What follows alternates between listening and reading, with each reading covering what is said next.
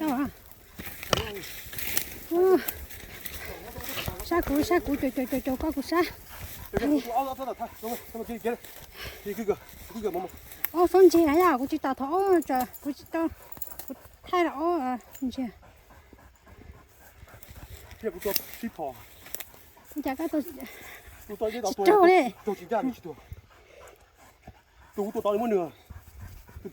Muốn thế à? Yeah, tôi tao trâu á.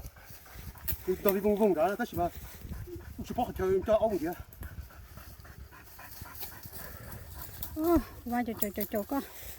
Cú sa cơ đi thế à giờ. Cái mà chưa, tôi ông mà chưa, tôi nhớ rồi, chỉ tao cũng, tôi ông mà chưa, tôi này cái gì. Ô trời, trời ra trời, sao như búa. Yeah, Nó sẽ chỗ đây cơ rồi. yeah, tôi phát hiện nữ chỉ tí này, cô chú con phát hiện mà tí. À dạ, chỗ của tôi lú xe, mà chỗ này cũng sát cơn gạo đi theo. Có một chiếc chơi, một Trung Quốc cái thì đi lo cho chơi.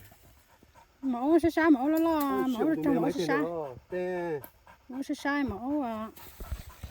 Anh nói bỏ tiền thôi, nó mấy tiền đó. Chỉ lo. Giờ thế phần này có bỏ. Có màu. Thế chỉ chuột lo mà ông bậy.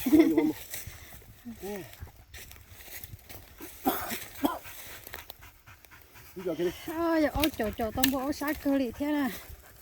Đó là ô sa giờ là cô sát cơ. Cái một tấm tại ba bây giờ. Sao lại giờ cái là chỉ lò nó sẽ chia cái ư xuống. Sao? Tôi đã đi trổ á. Tiếp phồng trong lông cũng vậy vuông luôn rồi nè. Kéo tỏ cái chia lò nữa, tôi đã đi tôi trổ. Tôi có nhắc tôi nói cho mình chia cũng chỉ chắc à. Tôi chỉ chắc nó mọt kia thôi. Lò đây hình à? Chưa tụi nó sẽ lo chia. Tôi đi hả? Tôi nói tôi sẽ có từ hả? Ngồi chỗ đó đông mà.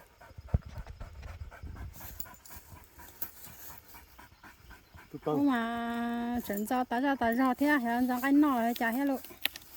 Cái kìa mama. Cái kìa mama. Cái kìa. Cái kìa mama. Cái kìa. Cái kìa. Yeah, good kìa. Thay đồ của sai gì nữa? Thay đồ. Lúc của chúng ta là nhau.